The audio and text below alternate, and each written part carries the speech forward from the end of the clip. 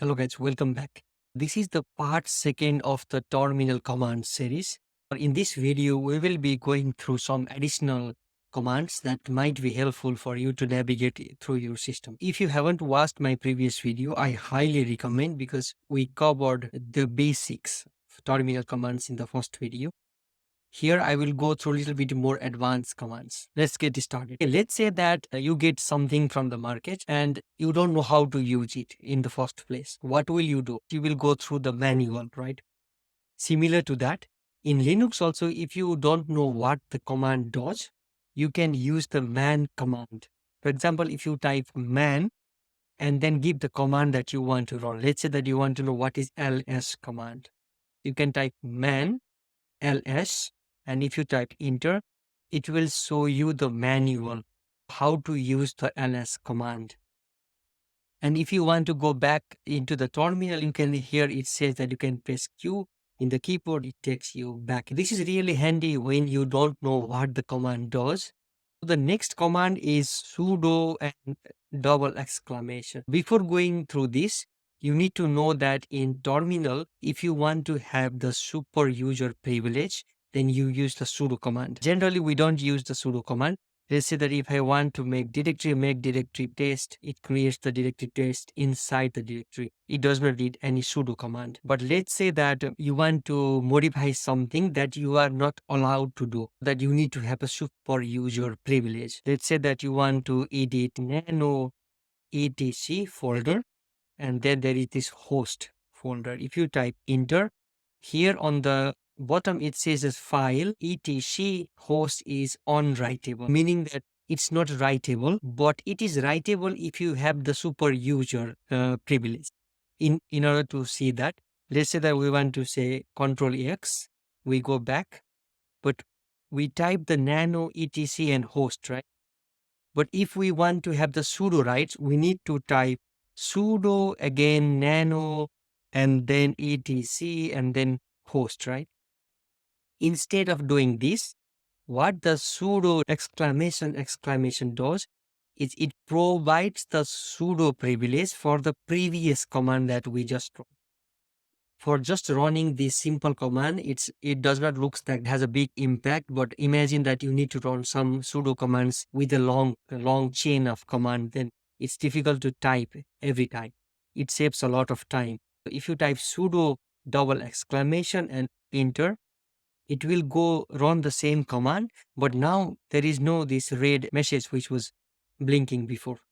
Now we are able to modify the file. Let's not modify here, but you get the idea that sudo provides you the super user privilege, as well as sudo double exclamation gives you the sudo right for the previous command that you just typed. Now let's clear the screen. Let's say that what is inside the folder. We can type ls-lia, right? We have 3 files. Let's not go through the dot files now. Let's go to the test. There is one folder which says test. And what I want to show you now is, if you see on the file, it says that there is this dwx, rwx. What does this mean?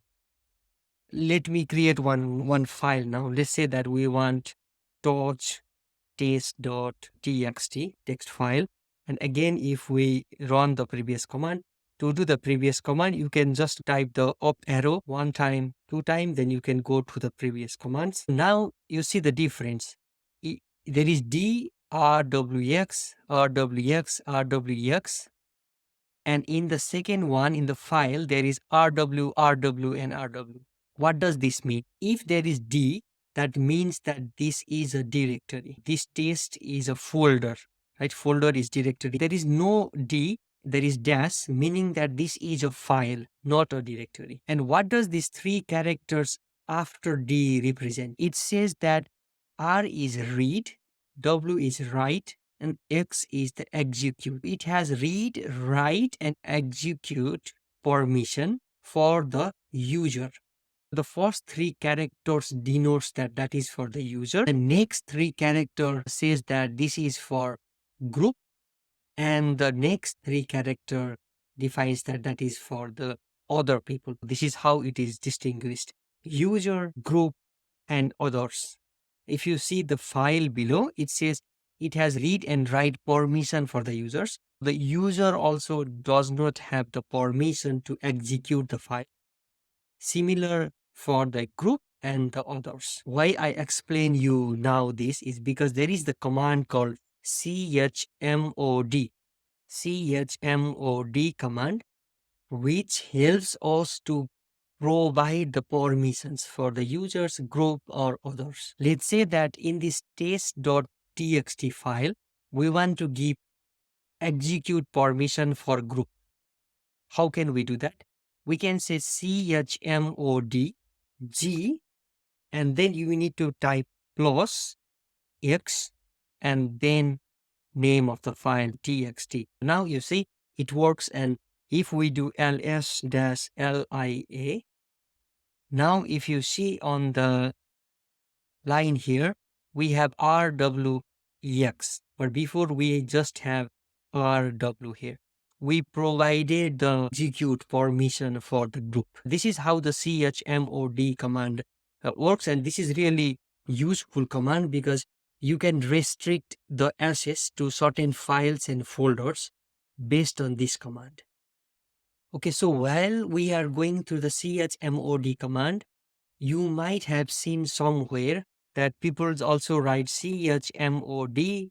For example, let's say 754, or they even write 777 and the name of the file like this. What does this mean? This 777 means that, as we said before, that there is read, write and execute.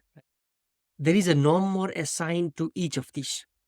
For example, let's say 4 is assigned to read, 2 is assigned to write, and 1 is assigned to execute. Instead of typing chmod plus x and the test.txt, we can type chmod, and then what is it? We need to give access, let's say others. That means that we need to provide read and write execute to users. It's already there. It is 4 plus 2, right? So this is 6. And then same for others. What we already provided wx, that will be 7. And then let's say that we want to also provide read, write, execute command to the others, meaning that we need to provide 7. This is 677, and we give the name of the file, test.txt. Now if we run this, and let's say ls-lia, so now you see that here we have read, write, execute, as well as read, write, execute also for others, whereas we didn't have the execute permission for others earlier. This is how we use the chmod command. It's really helpful. Do practice, but be careful when using this, because accidentally you might give permission to someone else who does not have the permission. Now next command, let's go and see what is wget command. If you want to know more about this, as I said before, you can type man wget and it will give you all the information. It says the wget is the non-interactive network downloader. You can go through all the information here, but for now I will give you one example. Let's say that I want to download CSV file that is in my GitHub repository. I have copied the file path here. We can type wget and then I can paste it. You can see here I want to download the CSV file called Titanic dataset.csv, and when we just pass wget and the file name, it downloads in the current path. If I type enter, so you see that it downloads the file, and if I type ls, now you can see that there is a file called Titanic dataset.csv which is downloaded from the web. It needs to have the internet connection to do this, because it goes through the internet and then fetches the file. Let's go through the same example. Now we downloaded the Titanic dataset.csv, right? Now we don't know what the data or what the CSV file contains. Now let's look at the head and the tail command. How can we view the top 5 or top 10 rows of the data? Or how can we view the last 5 or last 10. We can use the cat command to see what we have in the file. Let's say that I added line 1 and line 12 example test Linux inside that file. Let's say that we want to view the top 5 rows of that file. How can we do that? We can use head -n and let's say 5, and if we pass test.txt, we can see the top 5 rows. By default, let's say that if we have head and then if we pass test, it prints the 10 lines. That is the default behavior, but you can provide any number with the command. It prints exactly the same line. Now, this is the head command. How can we do the same with the tail command? You can just type tail and the name of the file. It prints last 10 lines of the file. Similarly, if you want to just view the last 3 lines, then you can pass the tail -n3, then it prints the last 3 lines of the file. Now let's go through the echo and export command that is hugely used in our day-to-day work.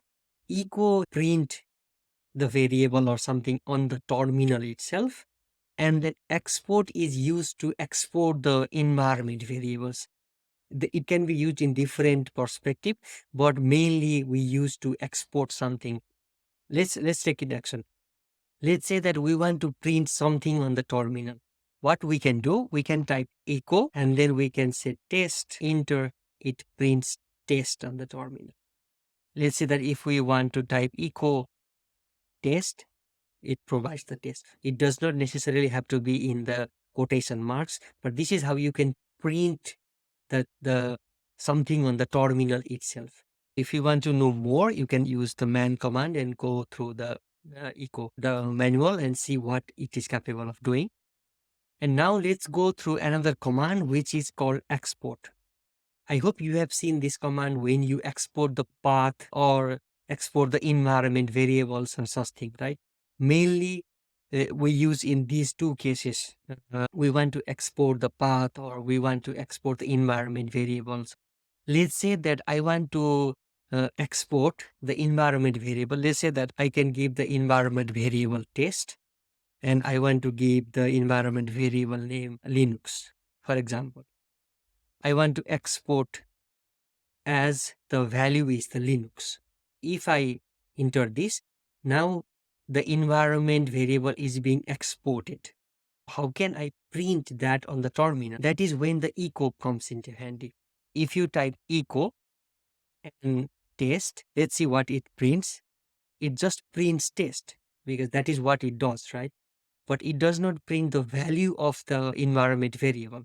To do that, you can type echo, then you can pass $sign, and then if you pass the test, now you see that it prints Linux here, meaning that it gives the value of that variable.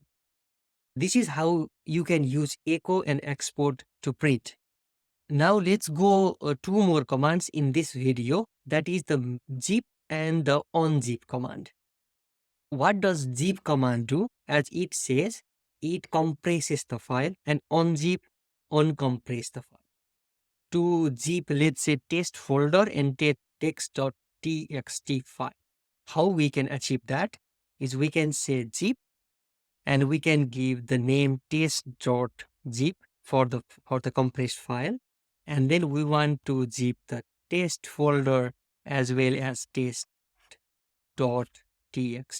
Let's enter this, and it says that adding test folder and adding test.txt, if you can see here. Now let's do ls. Now we have a test.zip file created. This is how you can create a compressed file using zip command. Now let's uncompress the file. But before doing that, let's remove our test folder. You need to type remove dir and the name of the folder. But for the file, let's type remove. It removes. Removing the folder is rmdir. And for removing the file, it's rm and the file. Now let's use unzip. We want to unzip. What do we want to unzip?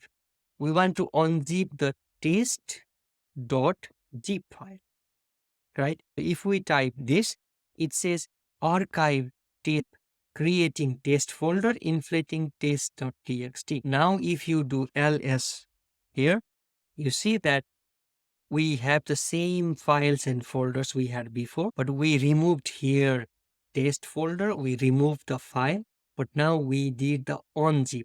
Now it uncompresses the file from the file that was compressed before. This is how you can use zip and unzip to compress and uncompress the file. Yeah, this is all the commands that I wanted to go through in this video. If you find the video helpful, please give thumbs up, and if you haven't subscribed yet, please do so. It motivates me to create new content in the future. Thank you for watching and see you in the next video.